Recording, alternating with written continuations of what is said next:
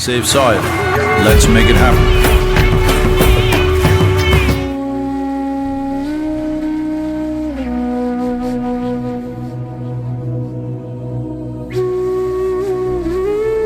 For those of you who don't understand the question, she's talking about Ashwatthama. At the end of the war, a terrible war, that everybody on both sides were disgusted with themselves and everybody for having perpetuated such a war. After killing nearly 100,000 people in those days when the population was not even 10% of what is today, Ashwatthama didn't stop there. Out of his anger, he went out and killed children who were sleeping. Children were sleeping and he went and slit all their throats as revenge for what he felt was unfair. Maybe unfair, but this is what he did. So Krishna did not curse him with death. He said, I curse you with immortality. You must be with this guilt for always.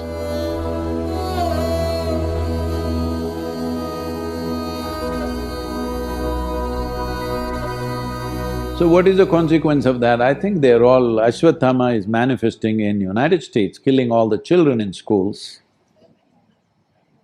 Yeah, he's here. Otherwise, why do you want to walk into your school and kill children of all the people? You could at least choose grown-ups. I'm not saying it's better, but I'm saying it's… this is a manifestation of Ashwatthama. Because you're angry with something, you go and kill children who are sleeping. So, this is something you need to understand. Because the moment you have little money and comfort, you want to live forever. But that's the worst thing that can ever happen to you, that you cannot die. Hello? I want you to just imagine, you're sitting here after 1,000,000 years, I'm gone, everybody's gone, but you're still sitting here. It's the worst thing, isn't it? You also die in time. Maybe you want to die after me, I agree, but you also die one day is a good thing. You cannot die, it's a terrible thing, isn't it? So he cursed him with the most terrible thing. He said, you must always live this guilt. So you need to understand when Krishna speaks even about himself, when he says me, he's not talking about him as a person, he's talking about him as a quality, him as a consciousness. So when he cursed Ashwatthama also, he means the same thing. It is not that that guy is going to live forever. Says, those who do this kind of an act out of something that you're angry about, resentful about, you go and children who are sleeping, you go and kill children who are sleeping. Such people must suffer always, because there are many things among human beings. When a war happens, you kill. It should not happen, he tried everything possible to see that it doesn't happen. Once it happened, he said, better fight. You can't go to the battlefield and say, I won't fight. You should not go to battlefield. Once you go there, you got to fight. So he said, fight. They fought, everybody killed each other, so many people died. Great heroes fell, good people died, bad people died, all kinds of people died. When it's over, you go and kill children.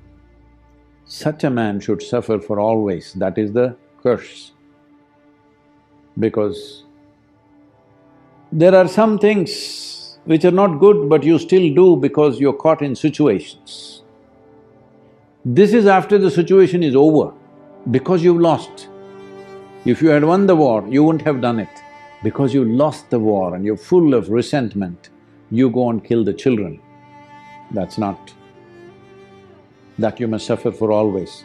The immortality is not for the man, but for the suffering that it causes within you. You may do it, you may take another life, but you go through enormous amount of suffering. That must continue for you always, that's what he's saying. Because this is the nature of life.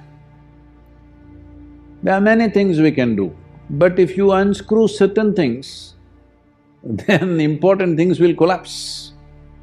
That's what he's trying to say. See, all of us have fought the battle, we've killed, we've done many things, we've cheated each other a little bit, done all kinds of things.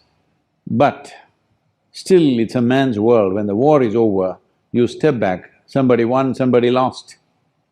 Step back from that because it's over. No, now I go in the night and kill the children, your children who are sleeping. They were not protected because nobody imagined somebody will come and kill children in their sleep. Otherwise, they would have put soldiers around. They did not put because they thought, who will kill the children? War is over. So, if you become overly resentful, overly suspicious, you will end up doing such things. This happened. An American person went to Moscow. Can I say this joke or no? An American person went to Moscow. Because you watch so many Hollywood movies, Moscow means when you get off the airport, KGB will be following you right, left, center, everywhere agents standing and glaring at you, you know, because your whole psyche is from the Hollywood. Somebody is reading a newspaper and he looks up at you. Everything is suspicious. The taxi driver is an agent, everybody is an agent. So with this psyche, he went to Moscow, landed and being suspicious of everything, then he went to his hotel room, then he looked all around, maybe it's all bugged, you know. So he opened like usually what James Bond does, he opened the microphone of the phone, pulled out everything, then here, there, everywhere he searched the light bulbs, this, that, fire alarms, everything he checked for bugs and everything. When he found nothing, he thought somewhere it must be there. And then he crawled under the bed. There he saw a big metal plate screwed with 8 screws. Ah, this is it, I got it. And he pulled out his Swiss Army knife. He just with great difficulty, he unscrewed this. It took some time. He unscrewed all this and took the metal plate and threw it out of the window. Within a few minutes, he heard enormous commotion in front of the hotel. Ambulances, police cars and this and that, pam, boom, boom, everything happening. He went down to see what a huge number of cars and ambulances, everything. Then he picked up the phone and called the reception. What's happening in the hotel? Is there a fire? Is there something? Is there a bomb? He said, no, on the 4th floor the chandelier crashed. People were having dinner and it crashed on them.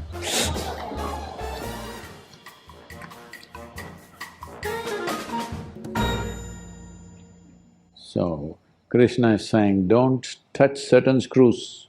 If you touch those screws, things will crash upon you for good.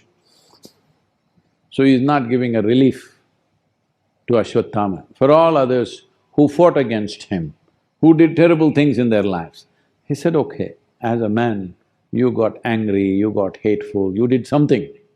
All right, there's a way for you. But he said, for this guy, there is no way, he has to live it forever.